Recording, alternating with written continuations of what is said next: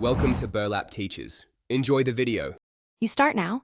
Inspect the utensil to judge surface rust versus deep pitting because the method changes. Submerge small pieces in white vinegar for 30-60 minutes to dissolve rust chemically. Larger items get a vinegar-soaked cloth applied. While it soaks, put on gloves and prepare steel wool and soft cloths. This prevents scratching. Once the soak loosens scale, scrub briskly with #0000 steel wool in the direction of the grain to avoid gouging. Make sure to contain runoff with a towel.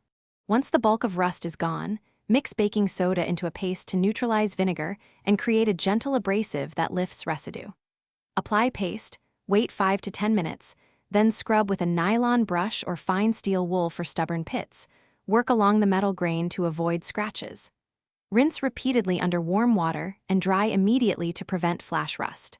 Finally, apply a thin coat of food-safe oil to restore a protective film. This improves corrosion resistance and appearance. You finish by sanitizing. Either boil the utensil briefly or use a diluted bleach. Rinse at 1 part bleach to 10 parts water, then rinse thoroughly.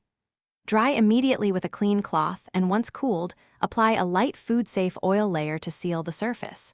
If rust returns quickly, make sure storage is dry and consider silica packets or a dehumidifier. If you find deep pitting or structural weakness, stop and consider professional reconditioning or replacement. That prevents failure during use.